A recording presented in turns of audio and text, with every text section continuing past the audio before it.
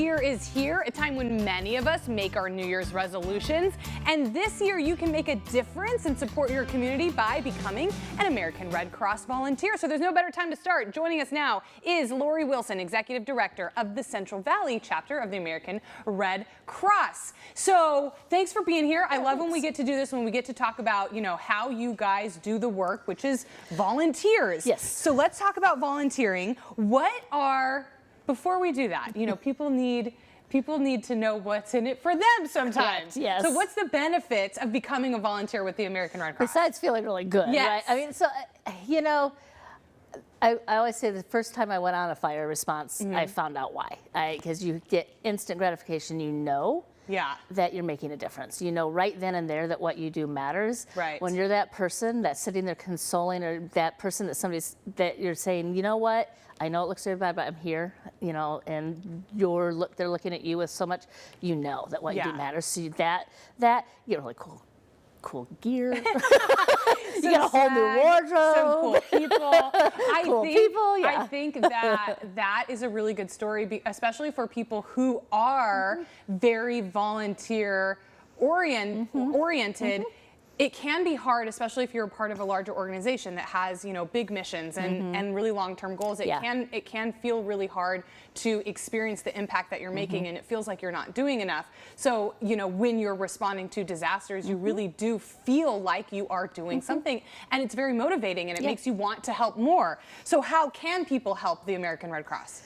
So simply going to redcross.org/volunteer, you can apply to become a volunteer. But how you can help, there's disaster response. So there's helping people in home fires, the large-scale disasters that you see on the TV, our wildfires, the floods. We started the year the way we're ended the year, and floods. Yeah. It seems to be the thing now. There's service to armed forces, so they're supporting our military and our veterans by volunteering to do that sort of work.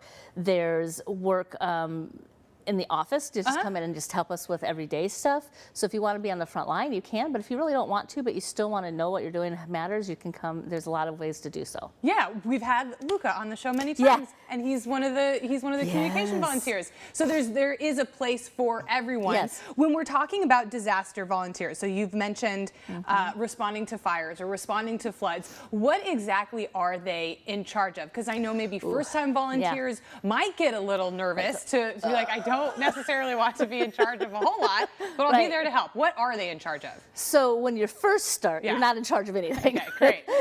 You're just there to support. To support, or you've gotten some training. So if it's a home fire, that response looks a little different. So it might be going to the home with an experienced volunteer and working with the family to find out what their needs are. Do they have a place to stay? If they don't have a place to stay, did they lose any medical equipment, durable medications, things like that, and figuring out what their needs are, because obviously it can vary from person to person, even though yes, there's a fire, everything's lost, but the exact needs can be different. So it's doing that and then getting connected and making sure we're helping meet those needs.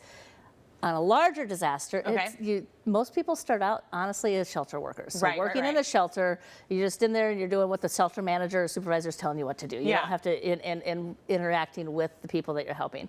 So that's when you start out. Then you can progress and you can get more training, more experience, and become a volunteer manager. Like on the large-scale disasters, when I can go to a large-scale disaster and it's volunteers who are telling me what to do. Right. That are managing me, and that's okay because they have that experience and that training. The American Red Cross is so big, and it's such a well-supported organization throughout the country. The training is so good and so in depth. I love that, and I know that people who like to volunteer, they like to be trained in what they're doing, and that's sort of, satisfying to them. When we're talking about serving the armed forces, what do volunteers do there? So a lot of people start out in the emergency communications is follow-up for our emergency communications. So that will be when a military member is away, maybe if they're at training or they're deployed, and there's an emergency at home. The family calls the American Red Cross. Oh, great. We work on the back end to verify and validate that and get them to their commanding officer so they can make the decision if they can return home.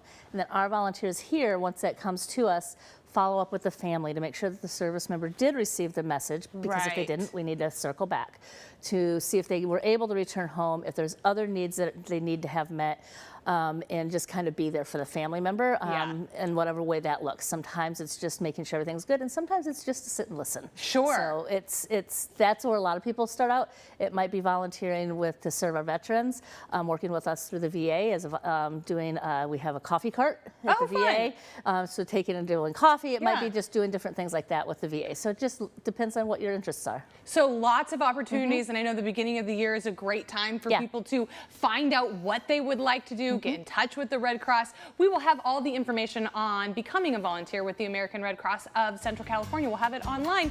Thank you so much for being here. Thank you so much. All right.